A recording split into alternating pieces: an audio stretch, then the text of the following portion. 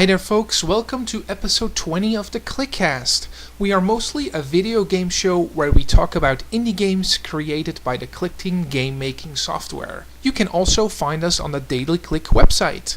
Speaking of Click Team, the company has been working on an iPhone patch that will make it possible to port your games over to the iPhone. We slowed this part of the video down so you can really see the runtime icon and the Multimedia Fusion 2 startup screen. The game that Jeff is playing looks to play really smooth, and the beta testers have reported this also with their own games. I'm sure a lot of people can't wait to get their hands on this. However, for now, let's move on and review some games. Alright, so tonight we are going to review Sombreros, made by Dustin Gunn.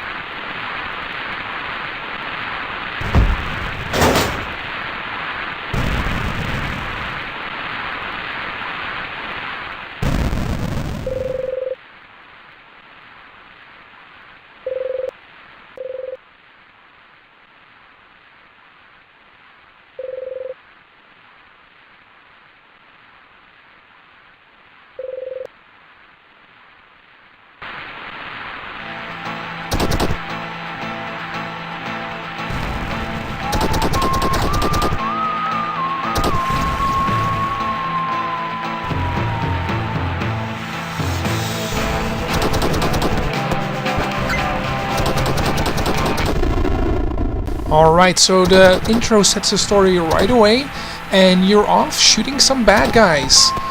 The game, right from the beginning, is very hard, but it's not frustratingly hard, so you keep wanting to come back again and again and again. Like I did. I'm not the greatest game player, but I won't give up either. As you can see here, I'm kinda overpowered. As you continue on in the game and as you continue on dying, you'll notice the great sound effects and music. The music was created by Arthur Lee, and it helps create a perfect little western atmosphere here. What I like also about the game is that as you continue on, you'll meet new bad guys, new backgrounds to explore, and it all helps you want to see what happens next. Save points are there in the form of piñatas, and with some great addictive gameplay, great sound effects and music, and even if you die a lot, the ability that you can just keep on coming back again and again for it makes this game a winner in my eyes. So this game gets for me 5 stars out of 5.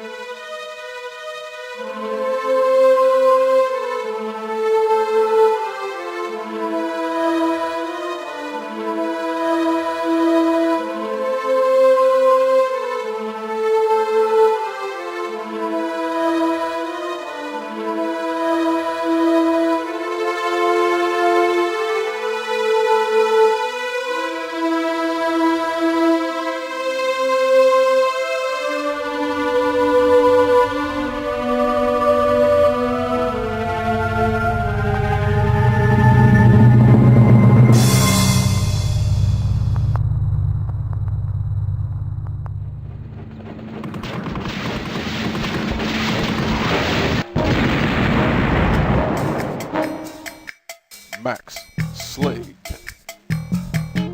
coming soon to a desktop or laptop near you. Today we are going to preview Mech Slate vs. the Zombies, created by Carnivore's ID, if I say that correctly. The game is a moody survival horror game featuring grapes. In the game, the hero's girlfriend has been murdered, and you'll find all sorts of zombie grapes wandering around town. Of course, it's your job to find out what the heck is going on. And with your trusty gun in hand, you can do some real damage. The game starts off great. The first menu you see, you'll know the author really spent some time behind every single frame of this game. It starts out easy. You just have to kill a zombie here, reload your gun, shoot some more zombies. What I liked about this game especially is that it ramps up pretty quickly after that. You get some different type of monsters, some good story bits, but also some really cool puzzles. Like for example, in the beginning of the demo, you have to try and figure out how to turn the power back on. It's all very well done. Also, special mention goes to the music and sound effects.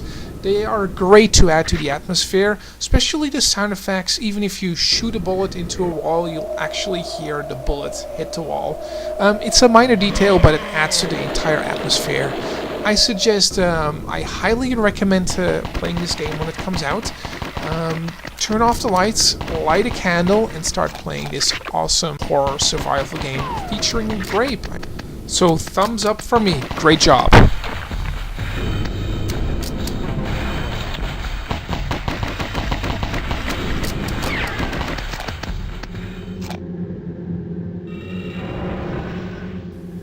Next up is a game I was not going to review. I played it once and I told myself I will never play it again, and then I was thinking about it and I couldn't get it out of my head and I just had to play it again.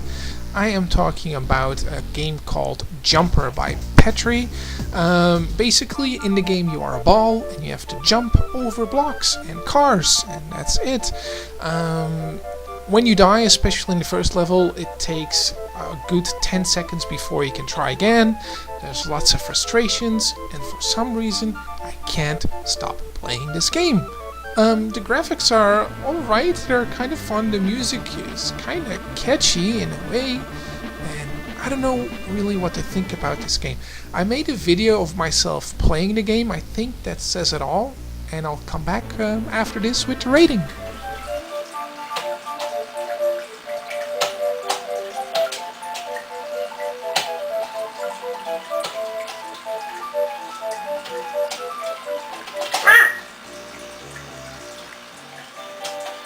Stupid ball. Stupid ball. Ow!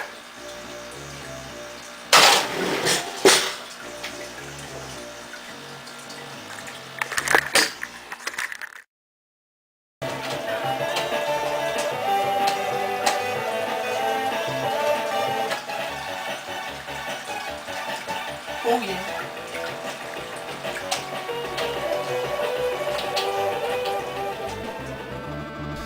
So it's a good concept because I still want to play it right now. So this game gets a good 3 stars out of 5. Well done. Alright, now we're gonna review Super XD Panic by Strive.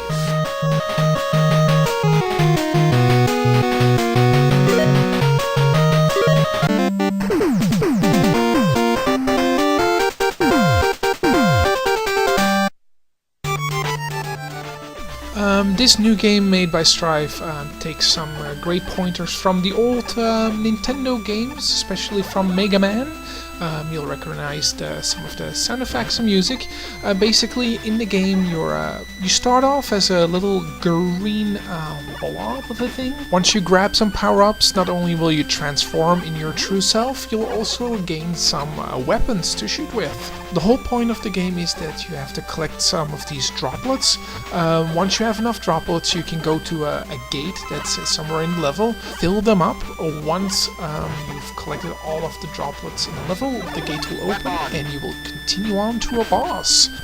The only thing that got a bit tiresome after a while is collecting all those droplets, but I can forgive the game for it because there's so much going on.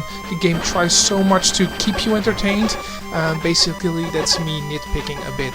The game does plenty to keep you entertained, from new levels, new enemies, and new bosses to fight. I had a great time playing this game. From me, it gets 5 stars out of 5.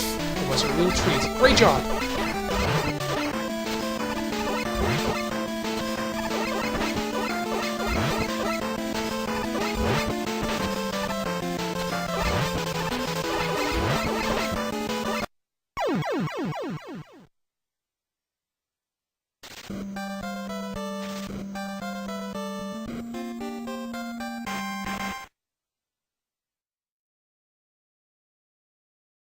Baji Bee, created by Ganymede Graphics, is a fun new platformer about a bee that has to retrieve the lost golden honeycomb.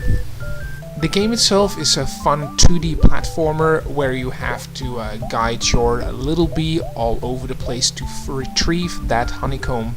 You'll dodge enemies, killer mushrooms. The great thing about this game is that the author really designed the levels well. The graphics also have a really nice, colorful style to it. It's a game that old and young could both play. It's just a fun, neat little platformer.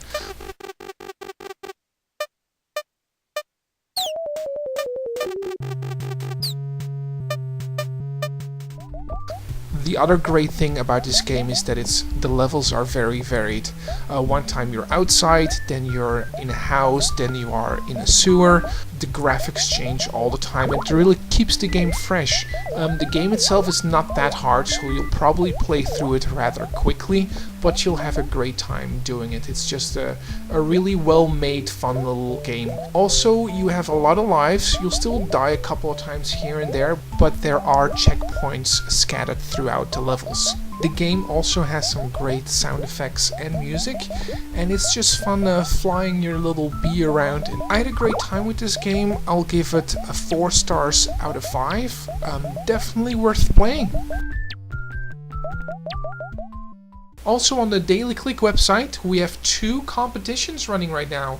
The first competition is called Console Compo Competition. In it you can create your very own 8-bit game with a set palette. As you can see, a lot of people are already working hard on their game, so if you have some free time, why not join in?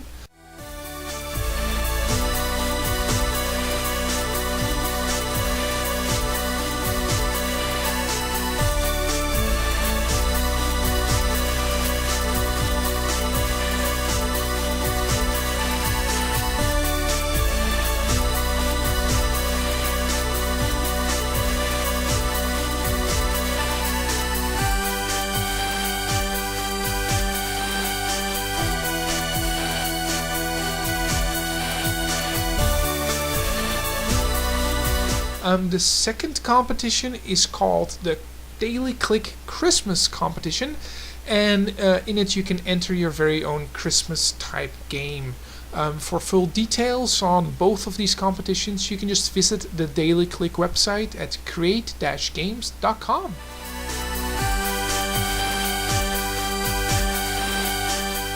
That is all we got for you today, folks. I hope you liked the show. Please make sure to comment, and I will see you all next time.